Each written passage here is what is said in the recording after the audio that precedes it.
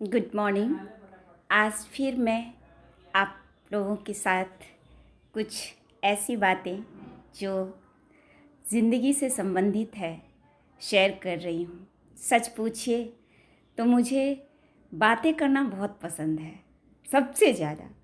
अगर मेरा बस चले तो मुझे ऐसा है कि चलो मुझे एक माइक मिल जाए और यानी पूरे दिन बस मैं बोलती रहूँ और उसमें थकान भी महसूस नहीं होती है, क्योंकि कहीं ना कहीं मेरे दिमाग में ये आता है कि शायद मेरी इन बातों से जो हमसे प्रेरणा लेने वाले हैं, जिन्हें लगता है कि इनकी ज़रूरत है हमें, उनको कुछ न कुछ सीखने को, सुनने को और समझने को मिल जाए। बाकी मेरा और कोई भी इरादा नहीं रहा है, क्योंकि मैं हर चीज़ को बचपन से बारीकी से देखती रही हूँ। मैं जल्दी कोई भी चीज़ समझती नहीं हूँ, मैं खुद भी नहीं समझती हूँ। तो मुझे पता है कि मैं नहीं समझती हूँ तो बहुत सारे जन ऐसे होंगे जिनको कंप्यूटर की तरह फटाफट समझ में नहीं आता होगा। तो उन लोगों का क्या? तो मुझे लगता है कि नहीं, शायद मैं उन लोगों के लिए हूँ। और तब मैं कोशिश करती हूँ अपनी तरफ से कि मैं कुछ न कुछ बातें सामने रखूँ। ये उन दिनों की बात है जब मैं सिक्स में पढ़ाई करती थी, सिक्स स्टैंडर्ड में। उस टाइम में मैंने किसी बुक से नहीं पढ़ी, लेकिन मैंने हिंदी के एक ऐसे में मैंने ये लाइन लिख दी थी। पता नहीं कैसे आया, बस मैंने लिख दी। आजकल तो सभी जानते हैं, सबको पता है कि मन के हारे हार है, मन के जीते जीत। और इस वजह से जो हिंदी के महाशय थे, उन्होंने हमें बहुत यानी फटकार लगाए। बोले क्या वाह, क्या इसने लिखा है, देखो। पूरे क्लास सुन कर के और हमारे ऊपर हंस रहे थे कि मन के हारे हार है और मन के जीते जीत। कहाँ कहाँ से क्या लिख देती है पता नहीं, कुछ समझ नहीं आता है। मुझे बहुत बुरा लगा था। और इस तरह से जो क्लास में बच्चे को ट्रीट करते टीचर, तो वो सब चीज़ जो मैं देखती थी। और बहुत सारे बच्चे थे जो कि फेल हो जाते थे, उनको समझ में नहीं आता था, कुछ सीख नहीं पाते थे। तो मुझे बहुत बुरा लगता था कि ऐसा बिहेव टीचर्स क्यों करते हैं स्टूडेंट के साथ। आखिर वो भी बच्चे हैं, सबका दिमाग अलग अलग होता है। किसी का मैथ्स में ज़्यादा चलता है, किसी का लैंग्वेज में ज़्यादा चलता है। बहुत कम बच्चे ऐसे होते हैं जो हर सब्जेक्ट को बैलेंस में लेके चलते हैं। और दूसरी बात जो एक सब्जेक्ट मैथ्स से है कि दो टीचर सामने हैं, एक बहुत डांट डांट करके, उनके पास नॉलेज बहुत ज़्यादा है, लेकिन वो बच्चे को इतना डरा डरा के पढ़ा रही हैं, इतना यानी हमेशा थ्रेटनिंग दे रही हैं, मजाक उड़ा रही हैं कि जो बच्चे हैं वो चाहकर यानी आंसर जो उनके अंदर है वो भी बाहर नहीं आ पाता है। और उनके क्लास में वही बच्चा फेल कर जाता है, लेकिन वही सेम बच्चा दूसरे टीचर के साथ पढ़ाई करते हैं तो वहाँ पे उसके इतने अच्छे मार्क्स आ रहे हैं कि जो सर हैं वो खुद कह रहे हैं कि तुम्हारे मार्क्स में से कुछ कट करके मैं बाकी के जो बच्चे पास नहीं हो रहे हैं उनको दे देता हूँ। अब इससे क्या है, एक पॉजिटिविटी आती है। जो हंस के बात कर रहे हैं, समझ के बात कर रहे हैं और इस तरह की बातें करते हैं, तो बच्चों में क्या है कि यानी अंदर का जो फियर है, जो डर है, जो फीवर की तरह उसके दिलो दिमाग में रहता है, वो बाहर निकल जाता है और वो जो भी काम करते हैं क्लियरिटी के साथ करते हैं। तो ये दो घटनाएं जो मैंने लाइफ में बहुत यानी गहराई से महसूस करी थी, तो उस चीज़ को मैंने कभी अपने स्टूडेंट्स यानी बच्चों के ऊपर हावी नहीं होने दिया। और कोई भी टीचर अगर ऐसे करते तो मेरे सामने, तो मैं उन्हें यानी ऐसा भी नहीं कि मैं चुप रह जाती थी, मैं बोल भी देती थी। क्योंकि कुछ लोग होते हैं कि सच हो या गलत हो बोलना नहीं चाहते हैं, क्योंकि बोलने से बातें बिगड़ जाती है, उनका इम्प्रेशन ख़राब होता है। लेकिन मेरा स्टार्टिंग से रहा कि अगर हम बोलेंगे नहीं तो सामने वाले को पता कैसे चलेगा कि क्या सही है क्या गलत। तो सभी बोलते कि नहीं, सिर्फ बहस होती है और रिज़ल्ट कुछ नहीं मिलता है।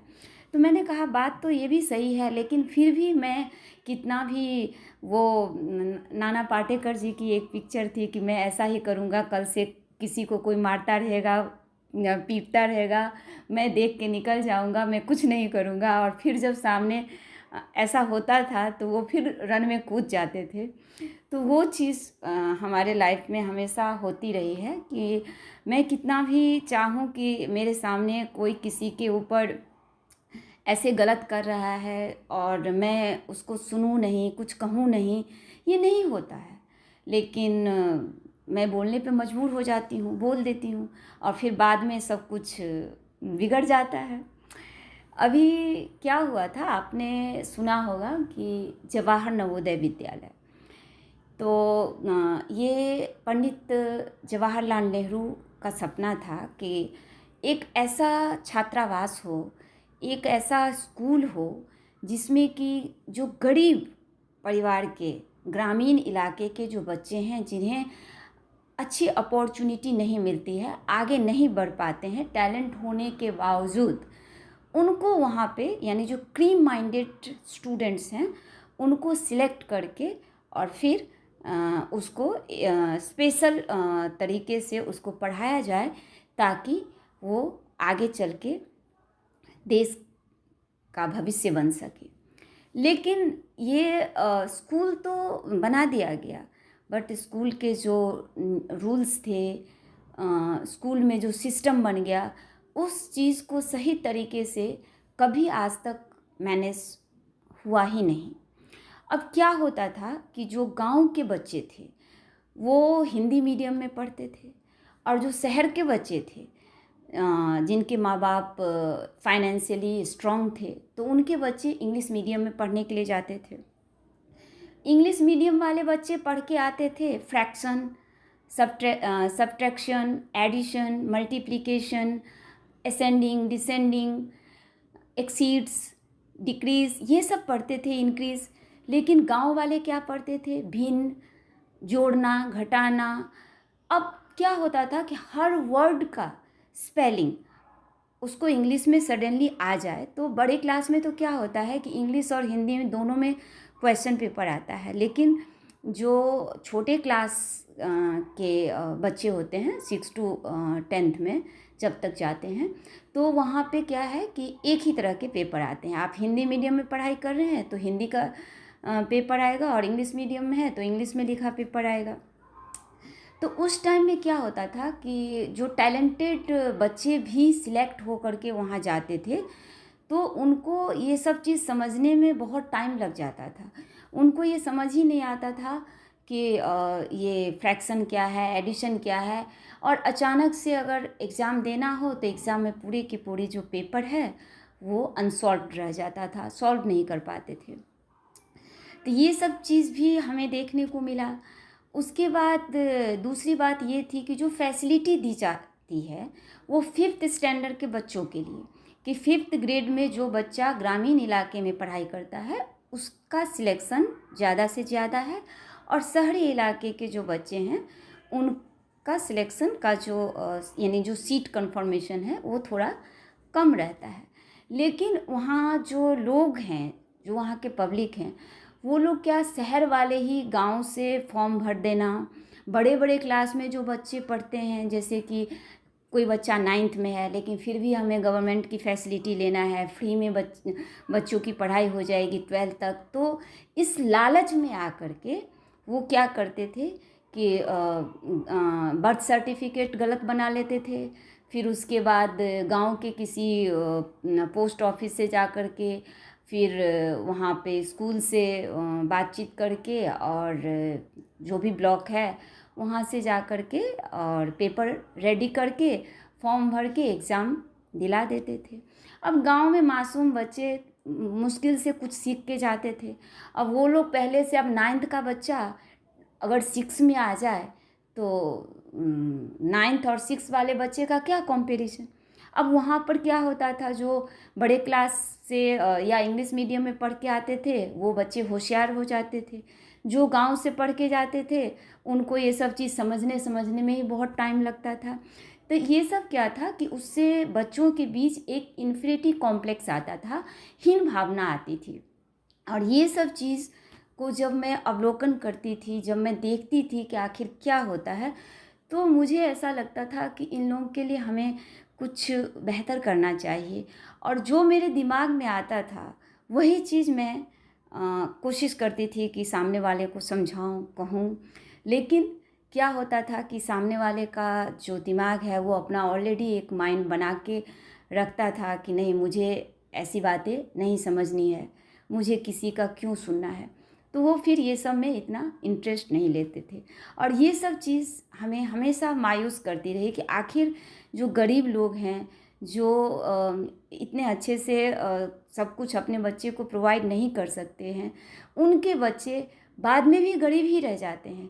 लेकिन जो पैसे वाले हैं वही गवर्नमेंट की जो फैसिलिटी है उसका भी फ़ायदा उठा लेते हैं। खुद भी जो उनके पास है तो वो तो उनके पास ही है। तो जो उनके बच्चे होते थे आराम से सेट हो जाते थे, और गरीब के जो बच्चे होते थे वो संघर्ष करते करते यानी ज़िंदगी उनकी ऐसी निकल जाती थी। उसमें से 2-4 बच्चे कहीं सेट हो गए तो हो गए, नहीं तो बाकी सब ऐसे के ऐसे ही रह जाते थे। तो ये सब चीज़ देखते देखते मैं बहुत, यानी मुझे बहुत दुख होता था। और फिर मैंने सोचा कि भले ही मैं जहाँ हूँ, भले ही मैं सक्सेस की सीढ़ी नहीं चढ़ी हूँ, लेकिन अगर मेरी बात को सुनकर, क्योंकि सुनने वाले आज के डेट में एक नहीं सुनेंगे, दूसरे सुनेंगे, दूसरे नहीं तीसरे, लेकिन किसी न किसी को तो काम आएगा। और तब मैंने डिसाइड किया कि नहीं, मुझे कुछ न कुछ बोलना चाहिए। और होता क्या है कि मना करने के बाद भी मैं बोल देती हूँ, और बोल देती हूँ तो वो एक विस्फोटक बन जाता है। और जब बन जाता है विस्फोटक तो फिर प्रॉब्लम होती है। इसके लिए फिर कभी कभी हमें साइलेंस मोड में जाना होता है। एक ही तमन्ना अब हमारी है कि अगर संभव हो, भले ही मैं कर पाऊँ या ना कर पाऊँ, लेकिन जो भी आज मंत्री बन रहे हैं, मिनिस्टर बन रहे हैं, चाहे वो प्रधानमंत्री हैं, मुख्यमंत्री हैं, वो इन छोटी छोटी बातों को बारीकी से देखें। और जो अत्याचार गरीबों पे होता है उसको कोशिश यही करनी चाहिए कि सबसे पहले ये देखना है कि किसके पास इनकम क्या है, सोर्स ऑफ इनकम क्या है, उनके पास ज़मीन कितनी है। उसमें से जो वो बीपीएल कार्ड बना लेते हैं वो सब उनका यानी अच्छे से पता करके, और फिर जो जेन्युइन पर्सन है उसको ही गवर्नमेंट की फैसिलिटी मिलनी चाहिए। आज की कहानी थोड़ी लंबी हो गई है, लेकिन सुनिएगा ज़रूर। सफलता का सही उद्देश्य होना चाहिए जो देश को मिलना चाहिए, ना कि एक परिवार